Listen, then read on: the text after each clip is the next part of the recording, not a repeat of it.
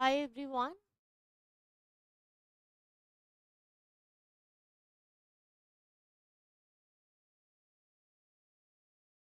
Good evening, guys. Welcome to Sunya IS. I hope you guys are doing great. In this live session, we will discuss the next part of our modern Indian history series.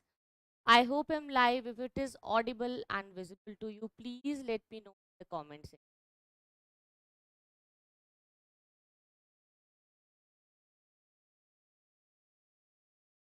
Those of you who have just joined, please like the video, like it, and share it with friends. And please try to spread it all over your social media accounts. And please comment there if you can see live and if it is working fine. So I hope we can start now. Okay, so let's start. Now, in this session, we have a topic of civil disobedience. Civil means civilians, general people, public. Okay, so public, janta, aam janta. Okay, general public. What they will do? They are doing disobedience. Means they will not obey the government. Okay, not obeying the government. So they will not obey the government.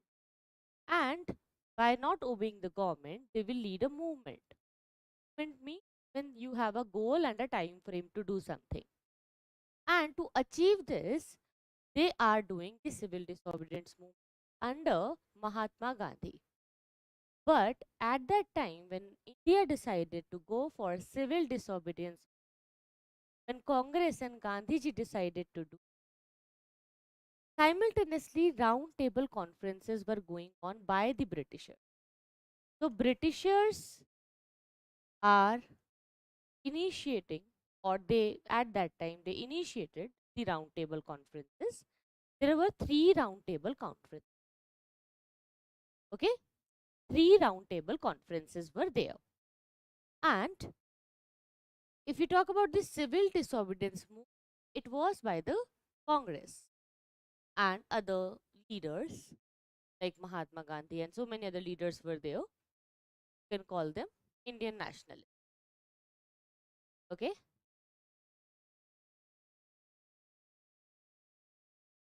this is the topic. So before you start anything, you need to just understand the topic very well. That what exactly are you going to study? What is the goal?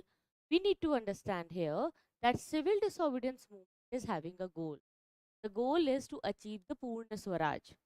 Now we will not discuss the dominion status, Swaraj or home rule because it was a partial independence. It was not a complete independence.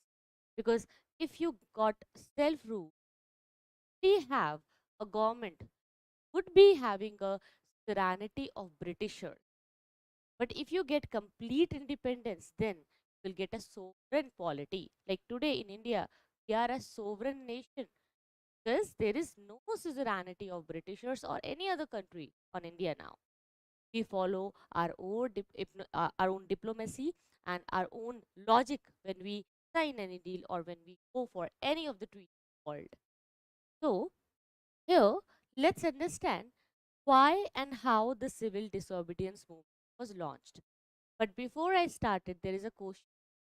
Even if you're watching it in recorded session, just answer me in the comment section. When was the first civil disobedience of Mahatma Gandhi was launched? Yeah. First civil disobedience, you have three options: Kheda, Ahmedabad, or Champaran. Tell me in the comments. Because when Gandhiji came to India, when he came back here, he decided to start Satyagraha, right? He decided to start Satyagraha. So when he decided to start the Satyagraha, started from Champaran, Kheda, and Ahmedabad. So you need to tell me which of these places first civil disobedience movement was launched. Can you tell me that? My voice is low,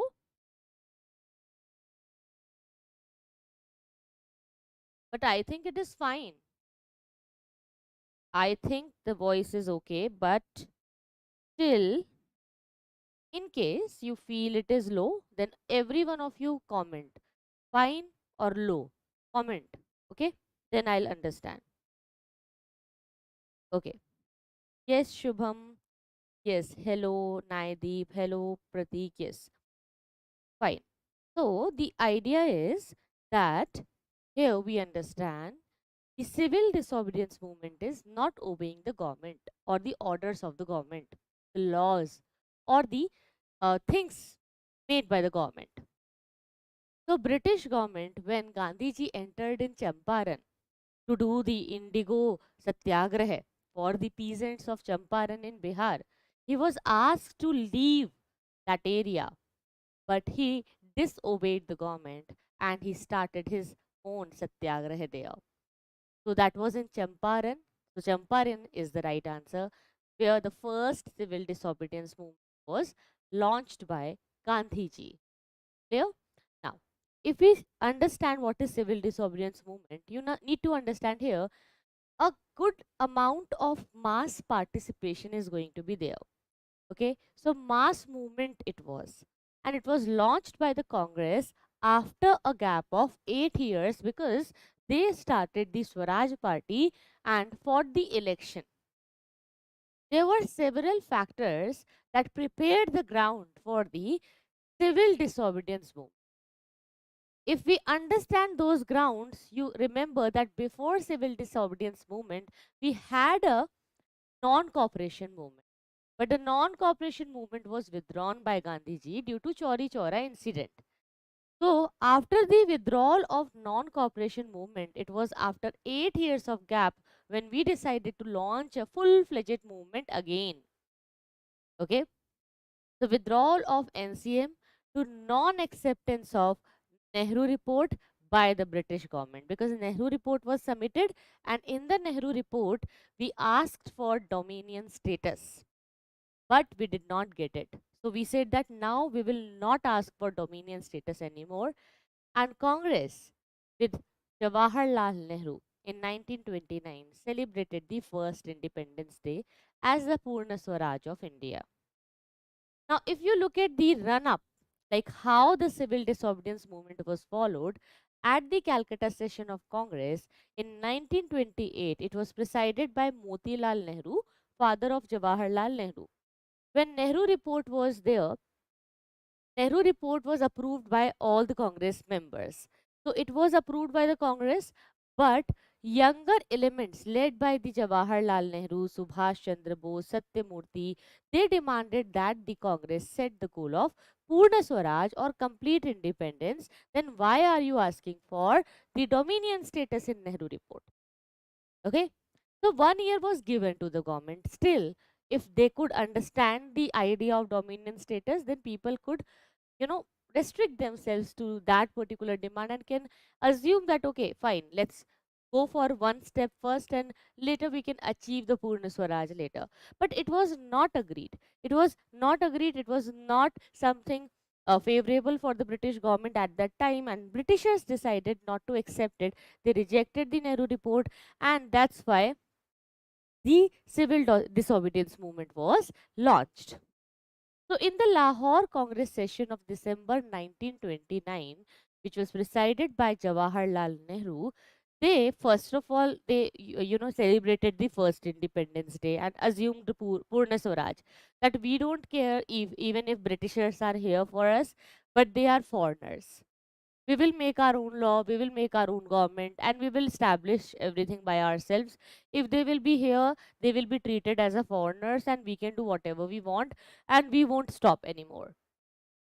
So this kind of idea was there in the Congress. Now they started to discussing the round table conference and to see if they have any potential to join it or not. So all the members said that no, we don't want to go for it. And the round table conference is something by the Britishers. And as they are not having any mindset to give the complete independence to India, and if they don't understand the problems of India, then there is no point of joining them in the round table conferences. And that's why Congress just started boycotting it, that we won't go to any of the round table conference. But you will see that there were three round table conferences. In the first roundtable conference, the Congress did not participate. Okay, Congress will not join. But in the second round table conference, Gandhiji will go, Congress will join. So, what will happen in the first round table conference when the Congress and Gandhiji will not be there? Britishers won't be able to decide anything. They just got confused and they thought that if Congress will not come, then there is no idea of discussing things in the conference meeting. So then it was just of no use. The first round table conference failed completely. But the second round table conference was fine for Britishers because this time Gandhiji and Congress joined.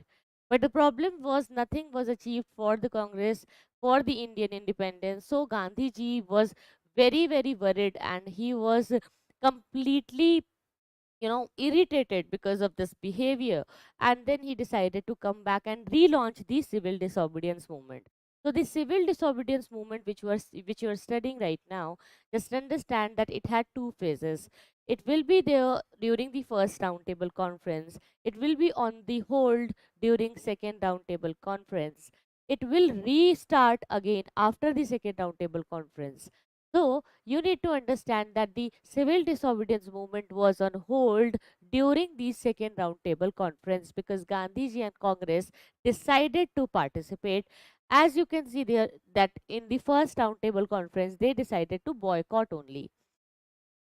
Is it clear? Yes, you are right, Habib. Very nice. You are extremely right that it was because of Champaran. Champaran was the right answer. Now, let's come back to the topic. So, complete independence was a real aim now for the Congress, and Congress Working Committee, they authorized to launch civil disobedience movement, including the non-payment of taxes. Means they said that if government will not get any revenue, they won't be able to function. So this was the idea to just start this non-payment of taxes, and all members of legislature, they were asked to resign, and yes, they resigned at that time. January 26, 1930 was designated as the first independence or Swaraj Day. Okay, if we talk about the political activity during 1929, Gandhiji toured India and Congress Working Committee organized foreign cloth boycott committee here. There they just decided to boycott the clothes and also the British made goods in India. Other development was Meerut conspiracy case, which happened in March, bomb explosion in the Central Legislative Assembly by Bhagat Singh. And after that, you will see that Bhagat Singh would be hanged. Bhagat Singh, PK Dutt, April, minority Labour government was there by the MacDonald in May, and Wedgwood Bin became Secretary of State of India for India. Okay, so SOS got changed, and so many other developments happened. Now you will see that Irwin, he declared something. He wanted to have a settlement with the Congress when they saw that the Congress is having the civil disobedience movement and they are not coming on the table. So there was a joint effort by the Labour government and the Conservative Viceroy. Basically, uh, they just they never wanted to have any election problem in their country in Britain, because Britain was going through a political turmoil that time. So the declaration goal was to restore faith in the ultimate goal of British policy. Means they somehow wanted to bring Congress on the table so that they could convince Congress that British rule would be beneficial for India, and there a transitional power could be there with Indians, and Indian will get a great level of participation under the British rule. So a kind of a midway, a solution was somehow seeked by the Britishers at that time. They wished to have a midway, but this midway was not something which Britishers could achieve. Why? Because Congress never wanted any midway now. They were extremely clear that they only want complete independence, only and only complete independence, nothing else. So Irwin's promise was there. He promised that if you will come to the meeting and if you can discuss things with us, then Britishers will provide dominion status to India. Okay, so Irwin's promise was there. Okay, dominion status would be there. and they said that it would be unavailable for the long time. Means initially we can start with the dominion status, later we can change it with, as per your demands, as per the Indian needs. And they promised that yes, round table conference after the Simon Commission submitted the report, they will discuss the report also in the round table conference, and they will initiate with the better developments and strategies. But somehow they just lost the trust of Congress and Indians. Nationalists did not agree to participate. So there was a Delhi manifesto. It was on 2nd November 1929, where we gave few conditions for attending round table conference. Congress decided to give a offer. Congress gave a offer. The offer was known as Delhi Manifesto. Where Congress said that, see, the round table conference purpose is not clear to the Congress. So we just want to understand that why exactly you want to sit with us. You really feel that Indians are somehow, you know, Indians are somehow, just give me a moment.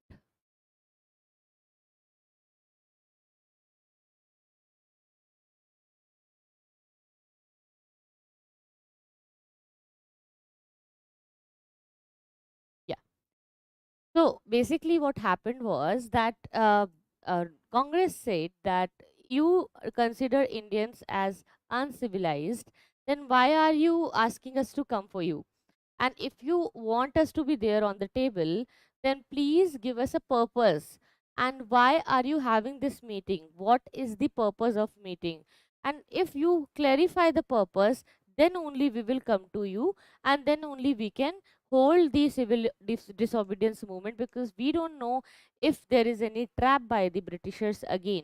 So they wanted to understand the purpose.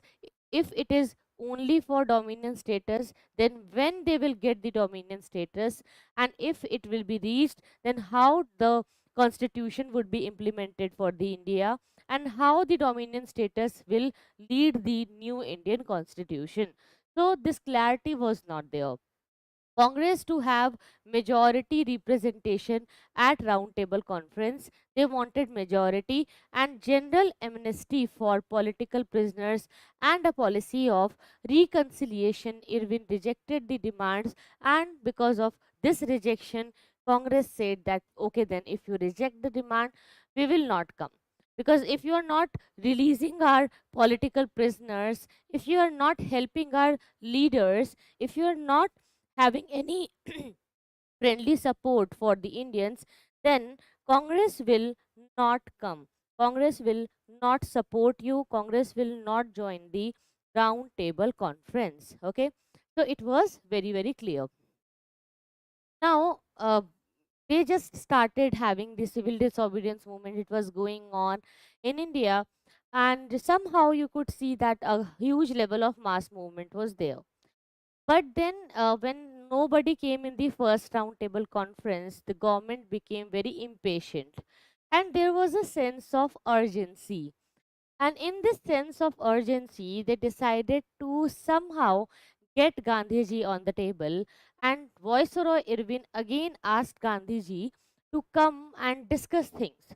So, Gandhiji, before attending the second roundtable conference, he wanted to ensure few points. So, he gave 11 points. January 1930, when Gandhi's 11 points came in front of the government.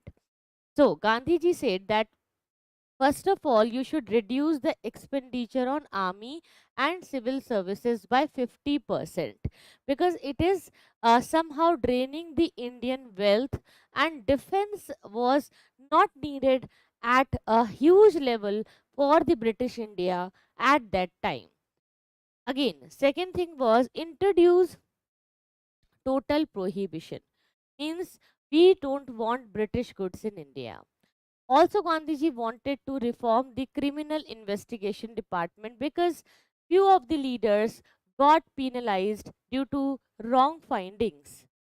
Change Arms Act, in which they should allow the arms and keeping arms to Indians. So Arms Act was there, in which they restricted the arms and ammunition. So it was there allowing the popular control of issues of firearms licenses. Gandhiji wanted that there should be release of political prisoners because they are only freedom fighters. Gandhiji wanted to accept the postal reservation bill. Okay, so that postal reservation bill would be there, so it will somehow lead to a economic development in India. Gandhiji also wanted to reduce the rupee sterling exchange ratio by 1s4d, means the, let's say if for example 1 Indian rupee is equal to 75, 75 Indian rupees is equal to $1. So $1, 1 is to 75 ratio is there. So this ratio is rupee and sterling, means Indian rupee and British rupee, okay, or the British currency. Protection of Indian textiles, protective tariff and coastal shippings, reserve coastal shipping for Indian specific peasants demands, reduce land revenue by 50% and abolish salt tax and government salt monopoly. Okay, so all these things were there. Somehow Gandhiji was very much optimistic about the economy of India, and he wanted to plan accordingly so that he could have a better economy. So this, thing was there, but he got no answers from the government, and government was also not taking it very seriously. So yes, civil disobedience movement was launched. It was launched by Gandhiji from the Dandi March. Why Dandi March and why salt? Salt satyagrah became so popular. Why? Because salt is a basic need. We need to have salt in our food, right? It is very important for iodine, it is very important to control the BP, and it is a medicine, right? But if you look at India, we already had so many oral traditions and sayings regarding salt कि किसी का नमक जो है खाने के बाद नमक हरामी नहीं करते या नमक हलाली नहीं करते, whatever it is. तो नमक जो है बहुत important है. नमक is somehow connected to loyalty, right? तो नमक खाया है तो मतलब loyal रहेंगे. This situation was always there. And second point was, even if somebody is very very poor, and if you compare that poor person's food with the rich person's food, you will see that both of them will have similar quantity of salt in their plate. Because if you are very rich, you will not eat 10 spoon of salt in a bowl, in a dish, just to because you are rich. No, you can't consume too much of salt, you can't consume too less. There is a balance, there needs to be a balance of salt and taste. And that's why Gandhiji chose this thing. It was such a small thing, but Gandhiji made it a national debate at that time. And the problem was, we Indians, we are, if you look at the geography of India, we already have such a big coastline. So India had big coastline, but it could not produce its own salt, so Indians were not allowed to make their own salt. And that's why government somehow, they were draining Indians, they were taxing Indians in a very wrong way. So that's why Gandhiji wanted this permission from the government that Indians should be allowed to make their own salt, not for the sale purpose, but for their own consumption. So, civil disobedience movement, which is Salt Satyagrah, it was launched. Okay, it was a big upsurge. It was again a very big movement. So, it is Dandi March. Why? Because they went to Dandi. Dandi is a coastal province in Gujarat. So, it was in the 12th March. So, from 12th March to 6th April 1930, the Dandi March was there. So, Gandhi informed Viceroy of his plan of action, and Subhash Chandra Bose had compared the Salt March to Napoleon's march from Elba to Paris. If you will read the European history or the world history, there you'll see that in 1789 there was a French Revolution, and after French Revolution got ended, Napoleon Bonaparte came in Europe, and he became a great leader. And then he used to call himself modernizer of Europe, and he controlled a lot of areas including France, Germany, Austria, and so many other places were there under the control of Napoleon. And to defeat him, Russia, Britain, Austria, all these big countries came together and defeated him in the Battle of Waterloo.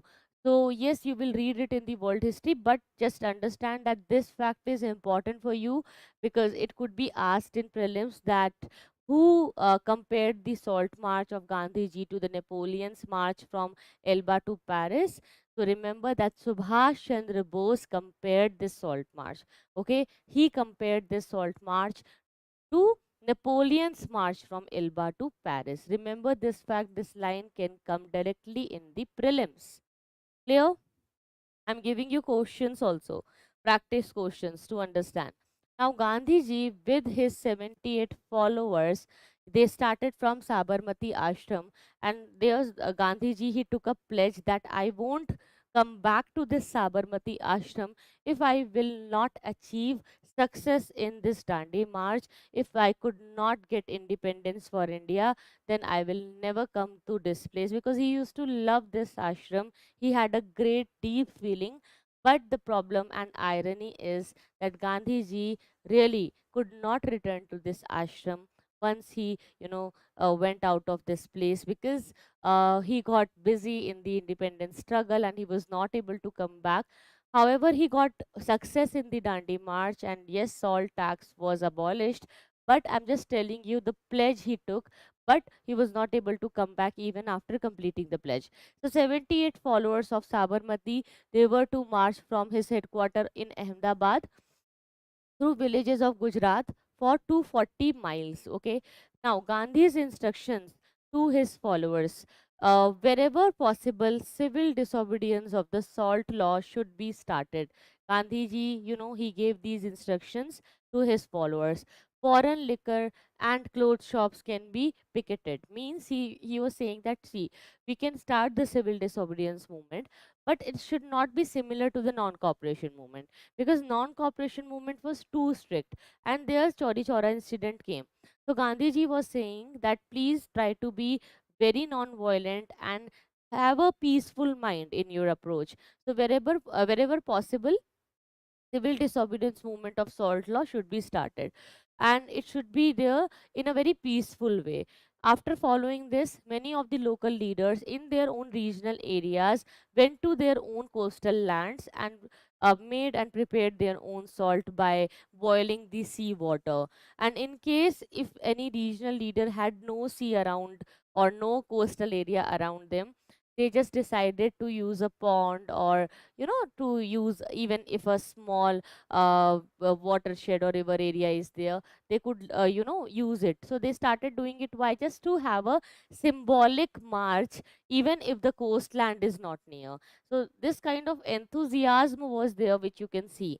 So we can refuse to pay taxes if we have requisite strength. So Gandhiji said that if you will not pay the taxes, of course you will face the challenges. So if you have strength, then only go to this point that you won't pay the tax. Lawyers can give up practice, public can boycott the law courts by refraining from the litigation, and government servants can resign. Obey local leaders after Gandhi's arrest, because Gandhiji never wanted this movement to fade out. And this movement was extremely successful. Gandhiji really got a lot of achievements. And if we talk about the spread of salt law disobedience, there was a big spread. Salt law disobedience or civil disobedience was going on. Gandhi got arrested. He got arrested on 4th May 1930. Okay, when he had announced that he would lead a raid of Dharsana Salt Works, he wanted to lead a raid on Dharsana Salt Works on the west coast, but he was arrested.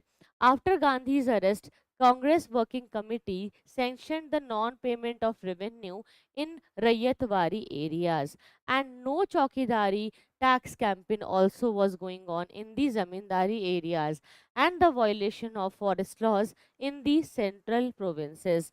So they were violating all the laws, and they were not afraid of the government and their repressions anymore.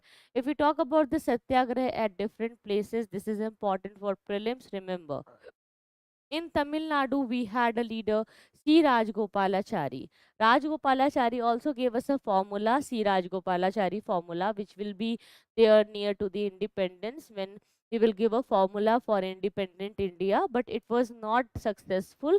But remember that we will read about the Rajgopalachari formula later.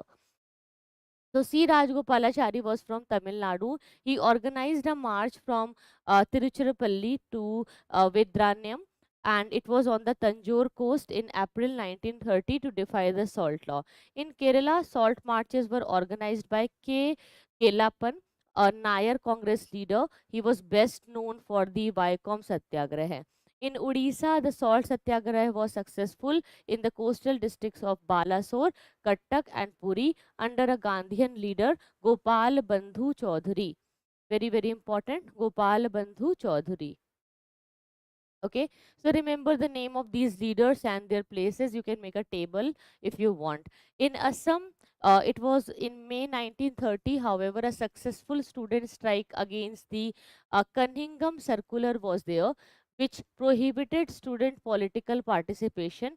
So already, students, they somehow were extremely angry at this area. Chandra Prabha Saikni initiated the aboriginal Kachari villages to break the forest laws, which was denied by Assam Congress leadership. Okay, just remember this. Okay, it is again very, very important that in Assam also we saw few political agitations and few forest laws getting broken down. If we look at the Peshawar area, there we had a great leader, Ghaffar Khan, or Khan Abdul Ghaffar Khan. He was also known as Badshah Khan. He was also known as Frontier Gandhi. Founded the first Pushto political monthly. Very, very important for prelims. Remember the fact, the name was Pukhtun, and he also organized a volunteer brigade known as the Red Shirts, who followed non-violence and resistance against the government. In Dharsana, Sarojini Naidu, Imam Sahib, Mani Lal, who was Gandhi's son, they resumed the unfinished business of leading the raid on Dharsana salt works because Gandhiji was arrested due to this point only. So they went there. They started raiding it on May 21st, 1930. If we talk about people in Vadala, Bombay, Karnataka, and Andhra Pradesh, everywhere in Karnataka also Sanikatta salt works was there. Midnapur, Balasore, Puri, Kattak, everywhere they had their own kind of salt satyagraha with their own local leaders. So entire India participated, all of them participated.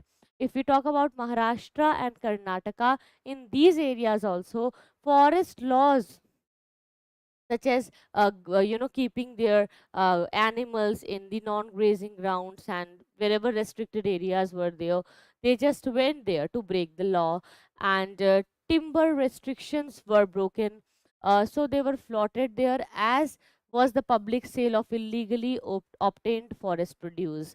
In the United Province UP area, no revenue campaign was launched with zamindar, many zamindars encouraging it. Many zamindars encouraged to refuse to pay the revenue to the government, and they were very happy and helping the peasants in this area. In Manipur and Nagaland, we had Rani Gedinlui, very important leader. We have already, read a lot about her during the socio reforms chapter, where social religious reform movements I discussed with you.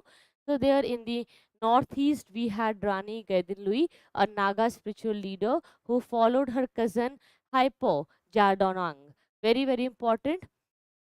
So Hypo Jadonang, she used to follow, born in what is now the state of Manipur, and raised the banner of revolt against the foreign rule at the age of 13. But she was arrested. She got released after the independence of India, and when she was there in jail, Jawaharlal Nehru went to meet her and decided to release her later after independence. So this is very important fact. Remember for prelims. If we talk about Krishna Pillai, during civil disobedience movement, defended the national flag and resisted lathi charge on the Calicut beach on November 11 November 1930. So please remember all these names. These leaders were very, very important. If we talk about the government response, of course, government was irritated. So in July 1930, Irwin suggested roundtable conference, reiterated Dominion goal, accepted Sapru and Jayakar suggestion to explore the possibility of peace between Congress and government. So he gave a offer, and in August 1930, Motilal Nehru talked to meet Gandhi, and they just they went to Gandhiji, and he was at that time in Yerwada jail. So please remember, because he was writing a very important book during this particular time, the Songs of Prison, which is a question in prelims if you will see the PYQs. So Gandhiji was there in Yerwada jail. So Motilal and Nehru, they both went there, and they met Gandhiji in Yerwada jail and discussed the settlement there. Then they gave three demands. They retreated three demands in front of the British government: right of succession from Britain. First of all, they wanted that we just want a free India. We don't want to continue with the British rule. Complete national government with control over defense and finance. An independent tribunal to settle Britain's financial claims, because Britishers were claiming that they developed Indians. They were extremely helpful for the British Indians. They civilized Indians. So all the claims could be discussed later. So these points were there. Now, Gandhi Irwin Pact was signed, because Gandhi also initially suggested few offers, then Irwin also came with few offers. So they both agreed on few points. But the problem was Gandhiji wanted Bhagat Singh to get released, and he was asking Lord Irwin to release Bhagat Singh. So here you will see that how the points were there. But Gandhiji, even after even after requesting again and again, he could not achieve any success in releasing Bhagat Singh. So he had to sign the Gandhi Irwin Pact in the end. But when he signed it and when Bhagat Singh was hanged later, people started hating Gandhiji. Many of the leaders and in Punjabi area, people, they were extremely unhappy that how could Gandhiji sign a pact where Bhagat Singh was not released. So he could have hold it, or any of the new diplomacy could be followed by Gandhiji, but at that time he could not do it. So let's understand what was Gandhi Irwin Pact. It is also known as Delhi Pact of 1931. After getting frustrated in the first roundtable conference, Britishers decided to somehow keep Congress in the second meeting. So Gandhi, after suggesting few points and after reading those points, Irwin decided to agree on few of the things. Immediate release of political prisoners not convicted of violence. But as we know, Bhagat Singh was related to the violent activities, and he was convicted of violence in many areas, and that's why we could not get him released. Remission of all fines not yet collected. Government said, okay, you don't need to pay any fines anymore. Return all lands not yet sold to the third parties. Lenient treatment to those government servants who resigned. Right to make salt in the coastal villages for personal consumption but not to sale. Right to peaceful and non aggressive picketing means if you want to protest against the government, do it, but it should be very, very peaceful. Withdraw of emergency ordinances. All these points came, and then Gandhiji said, okay, fine, but you are not talking about Bhagat Singh. Why? Irwin said, no, if you just want to go for it, then we will come in the second roundtable conference, and there we can discuss about the independence of India. But Gandhiji, somehow he got confused and he signed the deal.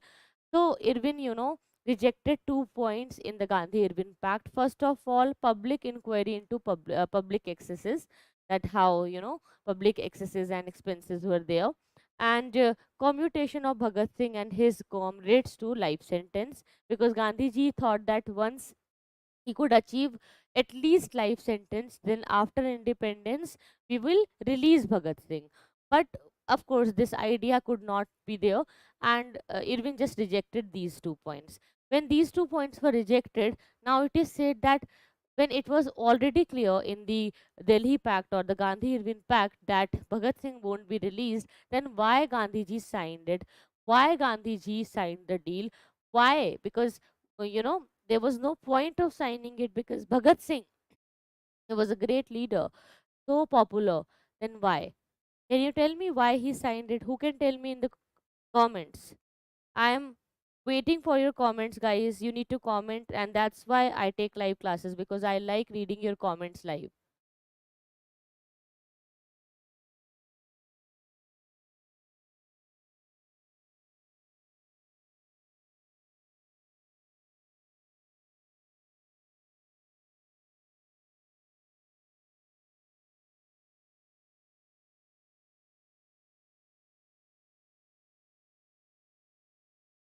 Let me have some water, a small 1 minute break, and then I'll see how many of you are giving the right answer. The question is, if Gandhi ji knew that Bhagat Singh won't be released, then why he signed the Gandhi Irwin Pact?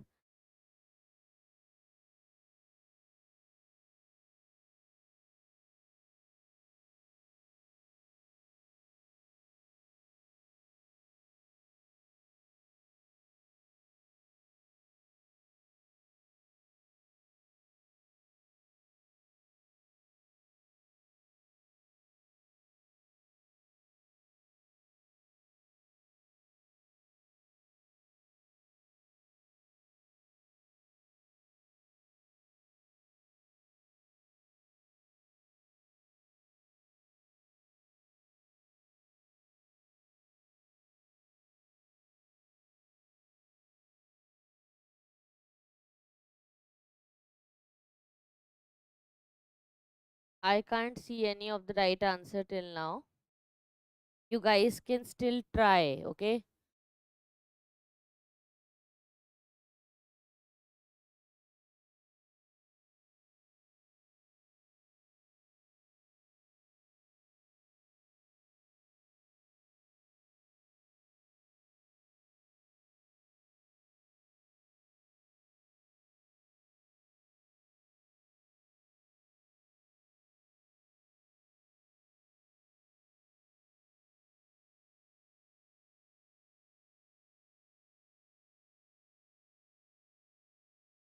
I don't see any of the right answers, so I'll just give you the right answer here.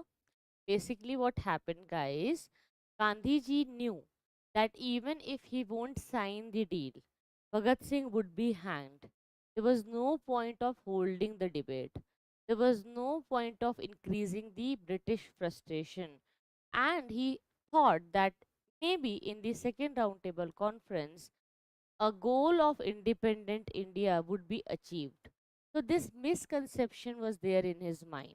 And that's why he signed the deal because the signature was not related to the release of Bhagat Singh in reality.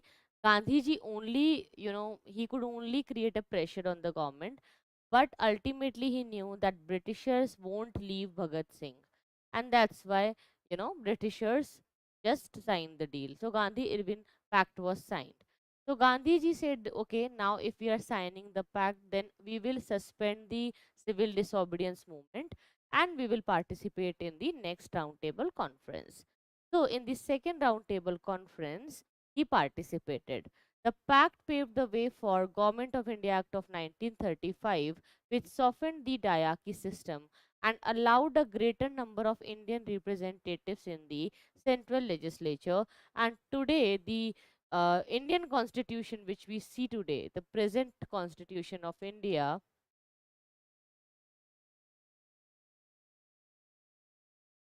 is having a big level of base coming from this Government of India Act, right? Indian constitution is inspired from so many other things, right? So many other constitutions of the world, but remember that Indian constitution is greatly based on the Government of India Act of 1935, which we are still following in India. Now, there was a Karachi Congress session also, which was there in March 1931 because Gandhiji signed the Gandhi Irwin Pact. So, Congress had to decide something on it. So, they said that we will disassociate from the political violence, but they admired the bravery and sacrifice of three martyrs: Bhagat Singh, Sukhdev, Rajguru. Of course, they somehow admired the bravery, but they could not save Bhagat Singh. Bhagat Singh was hanged. So that's why they were unhappy, but they said that we are not associated with any political violence. They wanted to endorse the Gandhi Irvin Pact. They wanted to have the same Purna Swaraj goal in their mind. Bhagat Singh, Sukhdev, Rajguru, they were executed 6 days before this session on 29th March 1931. Punjab Naujawan Bharat Sabha, they met Gandhi on his way to Karachi with black flag demonstrations in protest of his failure to secure commutation of the death sentence for Bhagat Singh and his comrades. So yes, Gandhi ji for the very first time in India saw protest against him, saw demonstrations against him. If we talk about the resolution on FR, free speech and free, you know, speech thing, right to form association and right to assemble, universal and franchisee, equal right irrespective of caste, creed, sex, neutrality of state in religious matters, free and compulsory primary education, protect the culture, language, script of minorities and linguistic minorities. All these things were there, all these resolutions were there at that time. So these resolutions came with the Congress session. Now, after having it, they also had a resolution on the national economy policy, substantial reduction in the rent and revenue in case of landholders, exemption from the rent for uneconomic holdings, control of usury, and right to workers and peasants to form unions. These things were asked, these things were demanded. Now you will see that Britishers, they will just betray Indians again. In the first round table conference, nothing was achieved, but after suspending civil disobedience movement, in the second round table conference also, they did not give anything to Gandhiji or Congress, and this somehow frustrated Gandhiji a lot. So let's understand three round table conferences in detail. First Roundtable Conference. It was on November 1930. It held in accordance with the Simon Commission report, which was from 1930. So, in this report only, Simon Commission report, it was decided that they will discuss the report later. So, the British King himself, George V, officially inaugurated the First Roundtable Conference on 12th November 1930 at the House of Lords in London, and it was chaired by then British Prime Minister Ramsay MacDonald. First time the British and Indians they met as equals.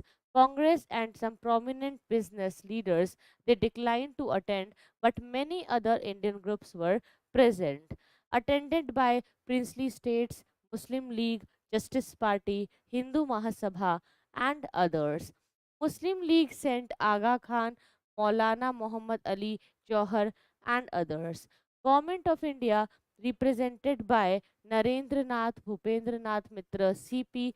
Ramaswamy Iyer, M. Ramachandra Rao.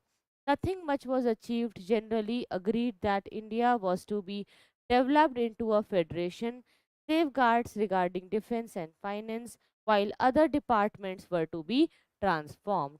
Only few things were there, you know, nothing great was achieved. Only it was saying that India was to develop into a federation and defense, finance, safeguards would be there, while other departments were to be transferred. So you know that defense and finance is the main thing for the government, right? No other point is that important. So of course it was not a good roundtable conference. First roundtable conference failed. In the second roundtable conference, after the Gandhi Irvin Pact, Congress came, and now with the Congress, second roundtable happened. In this second roundtable conference, it was there in London. Members of Indian Liberal Party such as T.B. Sapru, C.Y. Chitamani, and Srinivas Sastri, they appealed to Gandhi to talk with Viceroy. The conference main task was to get two commitments on federal structure and minorities. So Indian National Congress, nominated Gandhi ji as the sole representative, and A. Rangaswamy Iyengar and M. Malviya, they were also there to understand the deal. Apart from the Congress, there were a large number of Indian participants. The princely states, Muslims, Hindu groups, liberals, Justice Party, Sikhs, Parsis, Indian Christians, all these, you know, uh, leaders were there. Okay, so Congress was there, and so many other participants were also there. Here, Gandhi demanded the immediate establishment of responsible government at the national and provincial levels. Gandhiji rejected the idea of separate electorate for untouchables, separate electorate or special safeguards for Muslims or any other minorities. He said were unnecessary. Okay, he was saying that we can give them reservation, not separate electorate. Gandhiji wanted reservation. Separate electorates were demanded by Muslims and the poor Christians and Anglo Indians by the Minorities Pact. So, of course, they were asking for separate electorate, but Gandhiji was asking for reservation. So, when government understood that nothing could be there, government decided to give a communal award in which government wanted to uplift the backward castes of India. So it was on 16th August 1929 when PM Ramsay MacDonald announced the MacDonald Award. It was based on the finding of Indian Franchisee Committee, also known as Lothian Committee. It established separate electorate and reserved seats for minorities, including the depressed classes, who were granted 78% reserved seats. Okay, 78 reserved seats, not percent, but 78 reserved seats. Now here, for some of the seats in Bombay, the award provided separate electorates for Muslims, Europeans, Sikhs, Indian Christians, depressed classes, and Marathas. So you can see that Britishers were not only following the divide and rule policy, but they also wanted to create a separation and demarcation in all the Indian spheres. So provisions were there in the provincial legislature, seats were to be distributed on communal basis. Existing seats of provincial legislatures were to be doubled. Muslims, wherever minority, they will be granted the weightage, except in the northwestern frontier province because their Muslims were in majority. 3% seats got reserved for women in all provinces. Depressed classes to be accorded the status of minority. Allocation of seats were to be made for laborers, landlords, traders, and industrialists. So, in response of this communal award and offer, Congress just rejected it.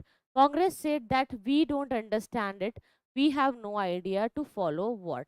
Gandhiji saw that communal award was an attack on the Indian unity and nationalism, so he rejected it. Ambedkar supported the communal award, so it could be asked in the prelims that who supported communal award. So only and only Ambedkar supported it because Ambedkar saw a great influence on the part of reserved, uh, you know, backward classes getting reservation and so many seats, so that's why he supported the communal award. Now, there was a Pune Pact. Pune Pact was signed in 24 September 1932 when Gandhiji was in the Yerwada jail. It was signed at Yerwada Central Jail in Pune between Dr. Baba Saheb Ambedkar and Mahatma Gandhi, because at that time Baba Saheb Ambedkar was leading the backward section of India. Mahatma Gandhi was unhappy about the communal award. So they highlighted it, and it was highlighted by the amendment to the communal award, abandoned the separate electorate for the depressed classes. They said we should only increase the reservation. So the seats were increased from 71 to 147 in the provincial legislatures, and in the central legislature 18%. Nobody would be discriminated against on the basis of caste on matters regarding election to the local bodies or in public services appointments. a certain sum of money from educational grant would be allotted for the education and depressed classes in all the provinces. Okay, so it was signed in this way.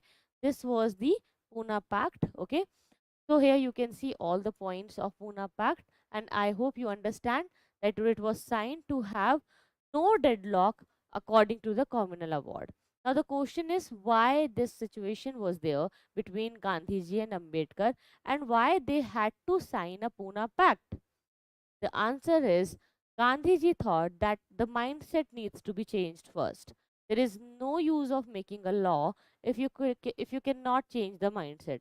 Like if you see the constitution of India today, we have reservation in India, but still the discrimination is there in the society. If you see it clearly, you will understand that the discrimination is still there, and the discrimination is only increasing with time. It is not decreasing with the reservation. Why? Because people still follow that discrimination in their houses, in their home, and there is still a kind of mindset which is there with the upper caste and lower caste. So Gandhiji wanted to change this mindset, and not to change it by a law, but by changing the Indian minds, by influencing and convincing people that we should follow good things, nice things, and we should be living happily together. There is no need to make a law, because if you will make a law, you will clearly make a marginalized section which is in a constitutional way. So Gandhiji wanted to have no clear line here, and he somehow wanted to follow his heart. But the Dr. B.R. Ambedkar, he was very strict about making a law, because he said that if you will ask someone to be good and nice, they won't behave nicely. If you will make a law to behave, then only they will follow it. We don't want a mindset, because we can't play with it, and you don't know and you can't read the mind of the people. So it's impossible to change a mindset which is being followed since the ancient times in India. So it's better to make a law and implement it in a very strict way.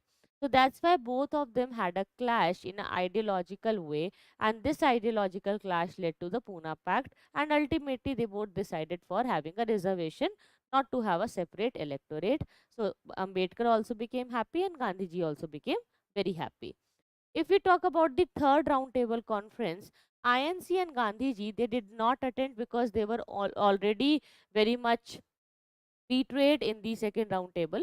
So they just decided to relaunch the civil disobedience movement.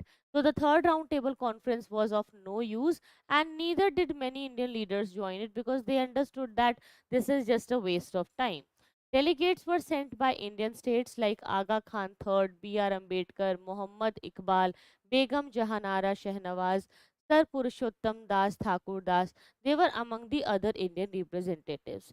In March 1933, recommendations were published in white paper and debated in the British Parliament. A joint select committee was formed to examine the recommendations, and they drafted a new act for India. And the committee produced a draft bill in February 1935, which became the Government of India Act of 1935. During a conference, Congress college students named Chaudhary Rehmat Ali proposed the name of the inclusion of Bill of Rights for citizens, and it was postponed for filmsy reasons. It was not something which happened in reality. The inclusion of Bill of Rights for citizens was postponed for again filmsy reason. Nobody knew why it happened, and yes, it was just postponed. So all three roundtable conferences, you understood. First and third roundtable conference was of no use. Only in the second roundtable conference, Congress and Gandhiji they participated. Gandhiji was only leader to represent everyone. But Gandhiji was also frustrated because he got nothing from the sides of the Britishers. And he could not say Bhagat Singh also. He was getting a lot of protest against him. So he was also unhappy. So all these roundtable conferences were of no use, but only you can understand that they, for the very first time, British government decided to sit with Indians on a table and on an equal front.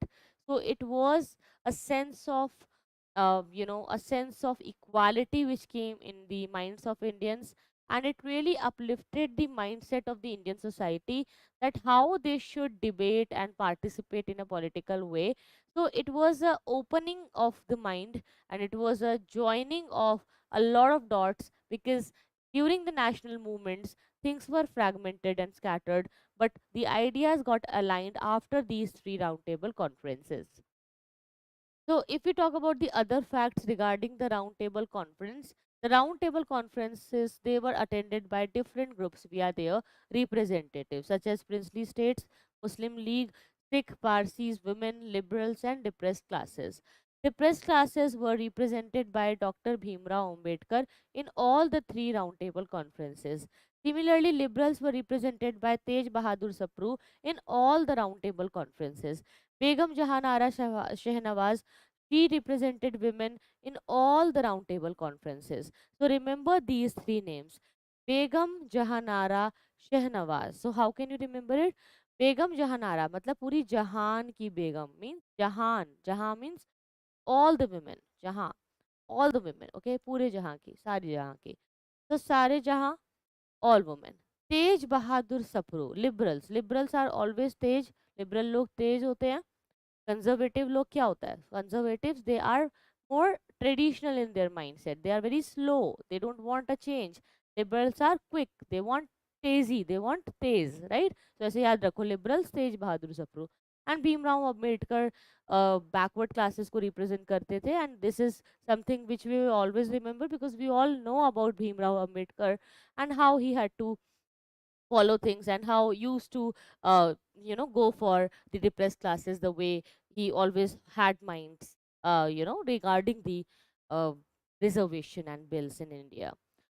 Now let's come to the Gandhi's Harijan campaign, which was there in 1929. He saw that Dr. B. R. Ambedkar is representing the scheduled caste, scheduled tribes, or backward sections of India, but he said that we should not call them backward, we should not call them scheduled caste or scheduled tribe, we should call them uh, Harijans, because they are the जन of God, वो भगवान के जन है, हरिजन है, हरि के हैं, ठीक है. So he just established the All India Anti Untouchability League, because he wanted to protest against untouchability. So it was in September 1932, and the weekly Harijan in January 1933. After his release, he moved to Satyagraha Ashram in Wardha, vowing not to return to Sabarmati Ashram until Swaraj was won. Beginning in Wardha, he conducted a Harijan tour, convening 20,000 kilometers while collecting funds from his newly formed Harijan Sevak Sangh. Gandhiji was attacked by orthodox and reactionary elements throughout his campaign, and many people again started disliking him, because they wanted reservation and representation, by even if they are getting marginalized in constitution, but they thought that we will have a section, to represent or and to get something by our own selves. But Gandhiji, by calling them Harijan, somehow made a general statement for them, and that's why people who could not achieve any political votes, they started just attacking Gandhiji and the idea of Harijan Sabha. Okay, if we talk about the mass participation, a lot of mass participation was there. Women participated here. Gandhi had specifically requested the women to take the lead in the movement, and they quickly became a familiar sight. They started protesting outside the liquor stores and opium dens. They started protesting outside the shops selling any foreign clothes. Students also came along with women. They were the young mindset. They had a significant role in boycotting the foreign clothes and liquor, and it really drained the wealth or the balance of trade from the Britain, because you will see that Britishers will lose a lot of funds. They will lose a lot of funds here. Muslims in some areas, they were also supporting Gandhiji, but majorly majority of Muslims, they were with Muslim League, not Gandhiji and Congress, such as Northwestern Frontier Province. In these areas, Muslims were with Gandhiji. They saw a high level of participation. Middle class Muslim participation was high in Sinhata, Tripura, Gaibandha, Bagura, and Noakhali. Okay, if you talk about merchants and petty traders, trader associations and commercial bodies were active in carrying out the boycott, particularly in Tamil Nadu and Punjab. Traders were very, very high. Tribals were active participants in central provinces and Maharashtra and Karnataka also, because they also wanted an independent India. Workers also from Bombay, Calcutta, Madras, Sholapur. Peasants were active in UP, Bihar, Gujarat. Okay, so all the peasants were here. Here you can see the extent of mass participation. So in case they ask you to write an answer in mains, that please explain the extent of mass participation in the second in the civil disobedience movement of India, or in the last phase of civil disobedience movement. So just mention all these points and have it in a way that you make a very short and simple flowchart out of it and create it in this way. Fine. So we have completed all the points of today's chapter in a very brief way. And I hope you understand the topic if you will read the book by yourself again. In case you have still any doubts, you can ask. In the next class, we will discuss the debates on the future strategy after civil disobedience movement, because we need to see what happened after civil disobedience movement and how we started the Quit India movement. Now I will come to your doubts. So let me know if you have anything to ask, and if you have no doubts, then thank you so much. I will end the session here. I hope you enjoyed the session. I hope you liked the class. But still, if you have anything, you can discuss that with me in the comments. I hope you are doing your self study, but still, maybe it's not a question from modern history. But if you have any other subject related or preparation related issue, you can discuss that with me. I'm here to talk. I'm here to listen to your problems and resolve it. Okay, thank you so much. Yes, thank you, Mechanical Minds. Thank you, guys. Thank you, everyone.